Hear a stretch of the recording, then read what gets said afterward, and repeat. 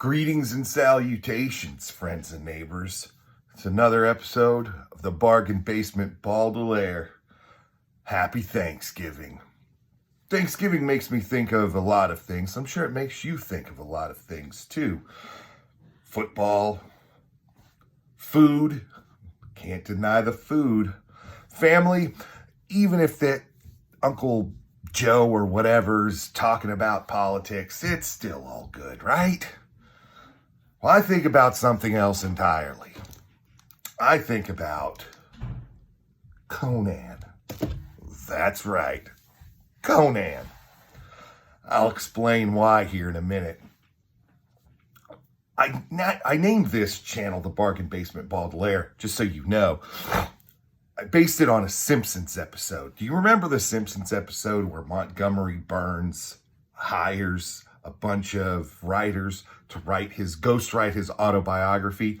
And at some point in the episode, he's really frustrated with the work that they're putting out, and he calls them a bunch of Bargain Basement Baudelaires. I always thought that was hilarious, partly because I'm a huge fan of Charles Baudelaire. And I'm a huge fan of The Simpsons. So I just thought that the idea for this channel worked with that title. Now on to Conan. Why do I think of Conan on Thanksgiving? I didn't watch Conan during Thanksgiving. I did read comic books, and more than likely I read Conan comic books.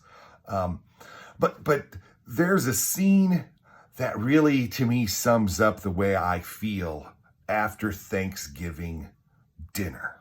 It's the scene where he's eating the soup, and he's kind of like looking at the camera, like not into the camera, but he just looks spent, and his face drops right into the soup. That's how I feel when dessert comes out. I'm ready to pass out into a food coma. But the other reason why I wanted to talk about Conan is because of the writer, the guy who created Conan, Robert E. Howard. I have a master's degree in literature. I think that Robert E. Howard is overlooked in the annals of American literature. I tend to think that we pass on by popular writers just simply because they don't have the intellectual clout that maybe, say, a Hemingway or a Fitzgerald or Edith Wharton has. But Robert E. Howard's work is on the same level, if not superior in certain aspects. The creativity, the imagination that Howard had, bringing us an entirely new genre called sword and sorcery. I mean, he is the father of that genre, is astounding. Here's a few things you may not have known about Robert E. Howard. Robert E. Howard was born in 1906 right here in Texas. I live in Texas. His father was a physician, so they did move around a little bit. And the thing that young Robert E. Howard did was he liked to talk to the old timers, some of whom were Civil War veterans, some of whom were freed slaves, some of whom might have been Native Americans or Native Mexicans at that time, and were still living in the area of West Texas, wherever he was. They like to listen to their stories. I think that listening to other people tell their stories, if you want to be a writer, I think it helps your writing because it gives you a little taste of reality in what you're doing. His father was not fond of the arts, but Robert E. Howard's mother was, and she sort of took the young Robert E. Howard under her wing and helped to develop that side of his personality, much to his father's chagrin. So young Robert E. Howard wrote a lot of poetry. He read a lot of poetry.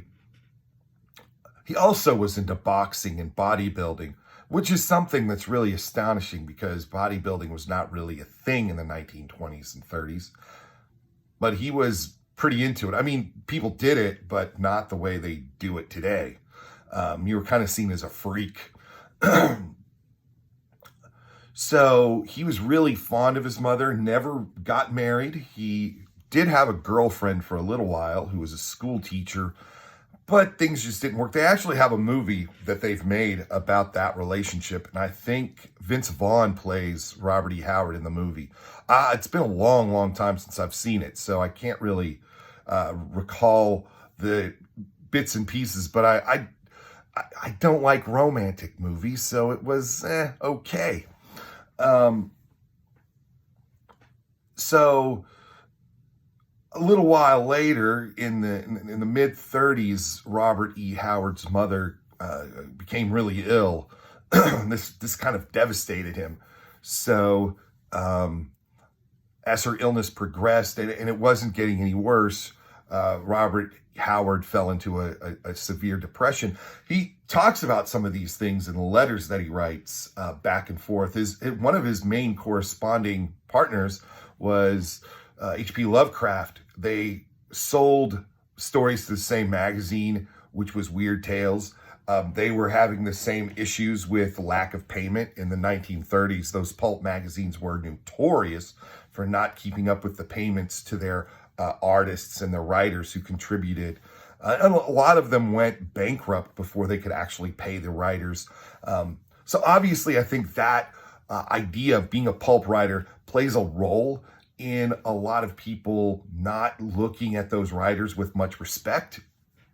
But I think that you have to. I think you have to look at the work. And over the course of his writing, Robert Howard brings us some really interesting characters and some really well-written stories. He developed Solomon Kane. Those are great stories. He once wrote to one of his friends that he felt like the ghost of Conan was standing behind him with a battle axe, ready to cleave him in half if he didn't write the stories out, which I think is a really great image. Even in a letter to a friend. In 1936, Robert Howard's mother just wasn't getting any better, and it was looking like it was the end. So, in a just mess of depression, he borrowed a gun from a friend. He went to his car, he went inside, and he, himself. He was 30. A tragic end to a brilliant mind and great storytelling. I was introduced to Conan by L. Sprague de Camp's edited collecting of these. I would buy them at any used bookstore I could find them in. And after the movie, I obviously read the comic books, but it was the Robert Howard stories that really captured my imagination and really got me interested in the character. He's so different in the stories than he is in even the comics. They don't really do him justice. Although I love the comics. They're one of my favorite series that Marvel did forever. I'll talk more about those in a later episode, but the tragic, and you don't even get any of that attachment to his mother. And then to do that, ladies, you think your husbands have a mommy, issue. They don't. So this Thanksgiving, I'm giving thanks to one of my favorite authors, Robert E. Howard. I hope you all have a great day, great weekend. I hope if you do shop on Black Friday, I hope you get what you want. And hopefully you don't all have a brown Saturday. Ask a plumber what brown Saturday is. So,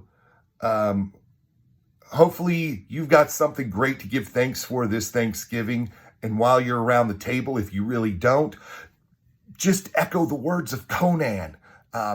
When they ask you, what are you thankful for? To crush your enemies, see them driven before you, and hear the lamentation of the women.